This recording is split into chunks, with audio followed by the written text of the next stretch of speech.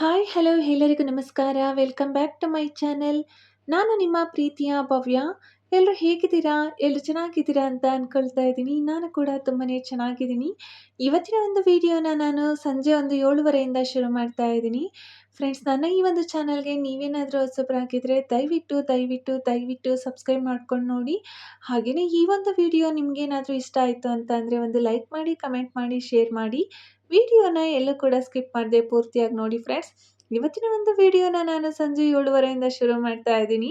ನನ್ನ ಮಗಳಿಗೆ hair cut ಮಾಡಿಸೋಣ ಅಂತ ಹೋಗ್ತಾ ಇದ್ದೀವಿ. ತುಂಬ ದಿನ ಅಂತ ಅಂದರೆ ಒಂದು ವಾರದಿಂದ ನಾನು ಹೇರ್ ಕಟ್ ಮಾಡ್ಸೋಕೆ ಹೋಗೋಣ ಅಂತ ಕೇಳ್ತಾನೆ ಇದ್ದೆ. ಸೊ ಇವತ್ತು ಕರ್ಕೊಂಡು ಹೋಗ್ತಾ ಇದ್ದಾರೆ.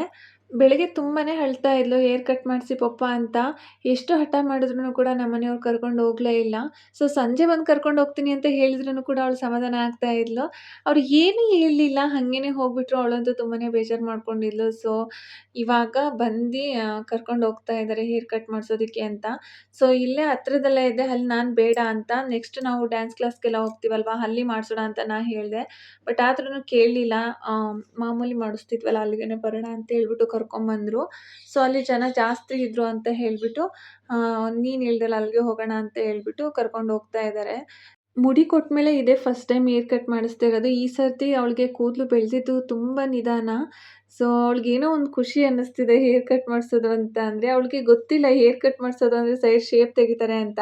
ಹಿಂದೆ ಕೂದಲು ಬಂದುಬಿಡುತ್ತೆ ಅಂತ ತಿಳ್ಕೊಂಬಿಟ್ಟಿದ್ಲು. ಅಮ್ಮ ನಂದು ಕೂದಲು ಎಲ್ಲಿ ಅಂತ ಕೇಳ್ತಿದ್ಲು. ಉದ್ದ ಬಂದೇ ಇಲ್ಲ ಅಮ್ಮ ಅಂತ ಕೇಳ್ತಾ ಇದ್ಲು.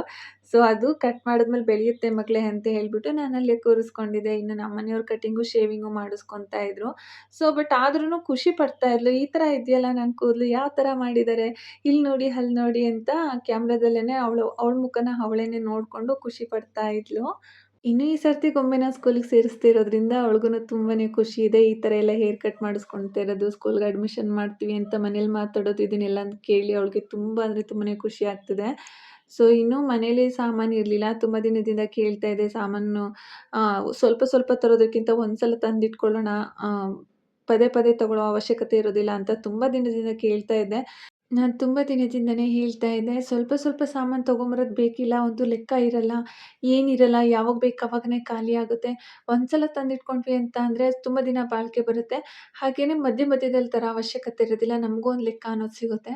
ಹಾಗಾಗಿ ಈ ಸರ್ತಿ ಬೈದರು, ಆದ್ರೂ ಕೂಡ ಏನಾದರೂ ಬೈಕೊಳ್ಳಿ ಅಂತ ಹೇಳಿಬಿಟ್ಟು ಬಲವಂತವಾಗಿ ಕರ್ಕೊಂಡು ಬಂದಿದ್ದೀನಿ. ಸೊ ಅವ್ರು ಬೈಕೊಳ್ಳಿ, ನಮಗೆ ಬೇಕಾಗಿರೋದೇನು, ಮನೆಗೆ ಬೇಕಾಗಿರೋ ಸಾಮಾನು ತಂದುಕೊಟ್ರೆ ಸಾಕಾಗುತ್ತೆ. ಸೊ ನಾವಿರೋದು 3 ಜನ, ಹಾಗಾಗಿ ನಮಗೆ ಎಷ್ಟು ಬೇಕಾಗುತ್ತೆ ಅಷ್ಟನ್ನು ನಾನು ತೊಗೊಂಡೆ.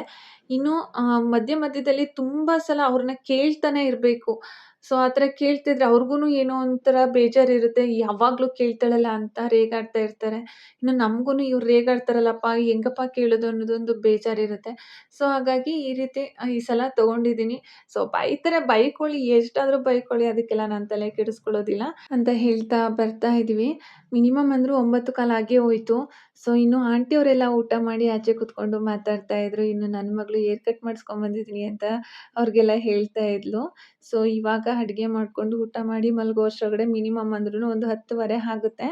ಸೊ ಫ್ರೆಂಡ್ಸ್, ಇದಿಷ್ಟು ಇವತ್ತಿನ ಒಂದು ವಿಡಿಯೋ ಆಗಿತ್ತು. ಈ ಒಂದು ವಿಡಿಯೋ ನಿಮಗೆಲ್ಲ ಇಷ್ಟ ಆಗುತ್ತೆ ಅಂತ ಭಾವಿಸ್ತಾ ಇದ್ದೀನಿ. ನನ್ನ ಈ ಒಂದು ಚಾನಲ್ಗೆ ನೀವೇನಾದರೂ ಹೊಸಬರಾಗಿದ್ದರೆ ದಯವಿಟ್ಟು ಸಬ್ಸ್ಕ್ರೈಬ್ ಮಾಡ್ಕೊಂಡು ನೋಡಿ. ಇಷ್ಟ ಆದರೆ ಒಂದು ಲೈಕ್ ಮಾಡಿ, ಕಮೆಂಟ್ ಮಾಡಿ, ಶೇರ್ ಮಾಡಿ. ಧನ್ಯವಾದಗಳು.